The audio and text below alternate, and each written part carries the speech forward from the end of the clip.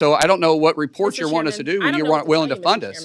You want the reports, but you don't want to fund us? That makes no sense. Here. Secretary Markwayne Mullin stood his ground during a high-stakes House Appropriations hearing when Representative Lauren Underwood attempted to push misleading claims regarding ICE custody and border operations. In this complete breakdown, I walk you through how Secretary Mullin held the line, corrected the record on detention policies, and shut down false narratives right on Capitol Hill. Make sure to subscribe for daily unfiltered commentary on the biggest political clashes. Now, I'd also like to address another deeply concerning matter, detainees who died while in your custody.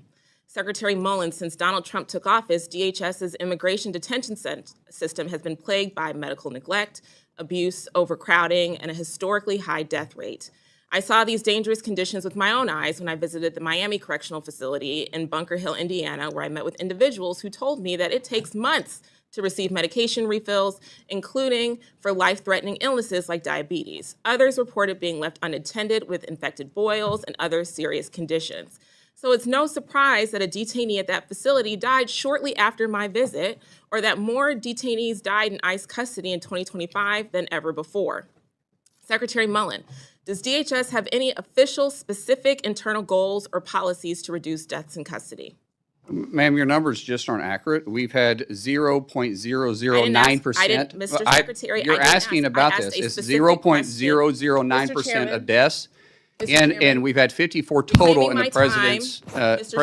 Those are dangerous accusations you're making. Mr. Secretary. Those are dangerous accusations that she's making. Because in the state of Illinois, they're twice as high to die in the state penitentiary of Illinois than they are in detention centers. You are invited to this committee. This is my time. And you need to be informed by what you're saying. I am informed. No, you're not, ma'am. Mr. Secretary, does DHS have any do you realize that we have one doctor per 1,000 for detention centers for our federal detention centers? In the state of Illinois, they have one per 1,800, but yet she wants to focus on our detention centers? That. You'll get your time. Thank you. You're welcome.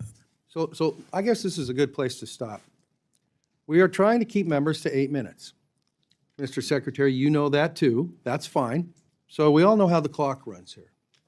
The idea is to get together to forward questions, and I'm going to have you repeat your question when we start up again. Thank you. But I can tell you this, if this format won't work, then we'll reschedule the meeting for later when we can keep it to all the issues accordingly.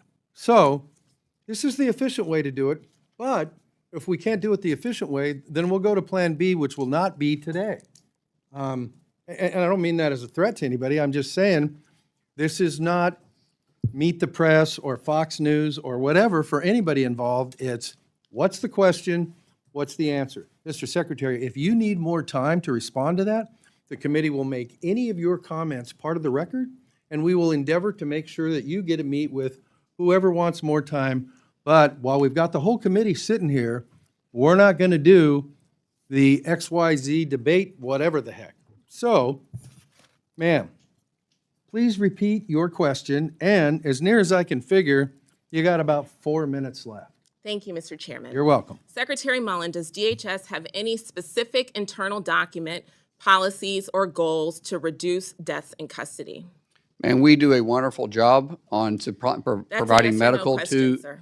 We're doing a wonderful job at it. We have 0.009% of deaths in our whether prison, the department that you lead which is a lot better than the state of Illinois. Is it your testimony that you do not know whether or not the department that you lead has a policy to reduce deaths in custody? No, I did not say that, ma'am. You didn't answer my question. Yes, I did. You're making accusations, and you're not even looking at your own state. No. You have no policy or plan to reduce deaths in custody. That's not true. 2 months ago, I asked ICE. Our medical staff does a phenomenal job. In fact, every detainee sees a doctor or a nurse with every 2 weeks. I reclaim my time. Okay, ask your next question. Okay.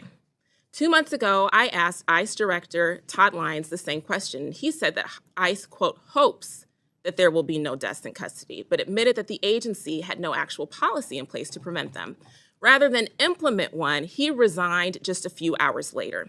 Secretary, since that hearing, 3 more people have died in ICE's custody, and those are the only deaths that we know about based on your agency's public reporting. So, Mr. Chairman, I would like to request unanimous consent to enter into the record a report that came out today from Human Rights Watch and Physicians for Human Rights titled Dying in Detention, Rising Deaths in an Expanding U.S. Immigration Detention System.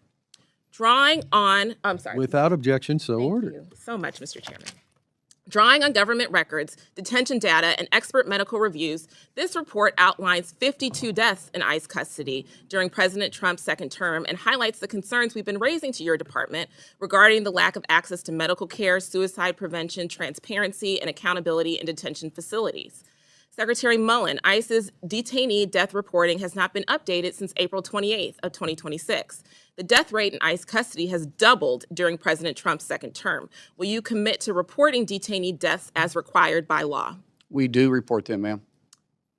No one, So is it your I don't know. testimony then We that there is report these. no- What you're talking about is what Congress has asked us to do, which we're not required to do, is report the deaths after they're released. That no. doesn't make any sense. They're not Okay, under our Mr. watch at that Secretary, point. If is they it your die in our testimony that release, you are we is it your report them. testimony that there have been no deaths since April 28th? I didn't say that.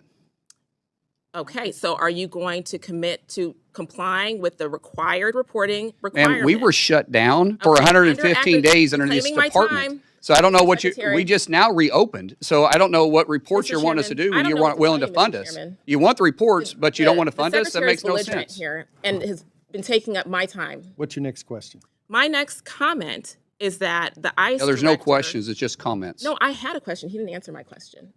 And so So the record will reflect that. What's your next question? yes, sir. There is a policy of reviewing and publicly reporting deaths that occur within 30 days of a detainee's release from custody. And that policy existed to prevent ICE from avoiding accountability by releasing seriously ill people shortly before they die. And as a nurse, I find this deeply troubling change in their reporting posture. Families deserve answers, and Congress should be able to conduct oversight, and the American people should have confidence that deaths connected to federal detention are not being hidden through administrative loopholes or filibustering. Transparency is not optional. There are laws and reporting requirements, and if this administration is unwilling to account for what happens to people in its custody, then it's Congress's role to question whether it deserves more authority, more detention capacity, or any additional cent from the American people. Mr. Chairman, thank you for letting me finish my comments, and I yield back. Thank you. You have been much more timely than a couple of your predecessors on either side of the aisle, and I appreciate that. Back to the channel. Today we are diving into an absolute showdown on Capitol Hill that has the entire political world talking. During a House Appropriations Subcommittee hearing on Homeland Security, DHS Secretary Markwayne Mullin went toe-to-toe with Representative Lauren Underwood. Underwood tried to turn routine agency oversight into a political spectacle, pushing a series of misleading claims regarding ICE custody and border operations. But Secretary Mullin was completely prepared. Instead of letting false talking points slide, he directly called out the inaccuracies, dismantling the narrative right then and there. In this video, I'm breaking down the exact sequence of events, why Mullin's factual pushback was so effective, and why this hearing completely went off the rails. Before we dive into the footage, take a quick second to hit that subscribe button. Joining our community ensures you never miss an unfiltered, factual breakdown of what's really happening in Washington. Let's look at how this hearing started. Secretary Markwayne Mullin came before the House Appropriations Subcommittee to lay out the Department of Homeland Security's budget and operational priorities. The primary job of the Secretary during these sessions is to present real data, defend federal law enforcement personnel, and ensure taxpayers know how their resources are being utilized. But almost immediately, the tone shifted.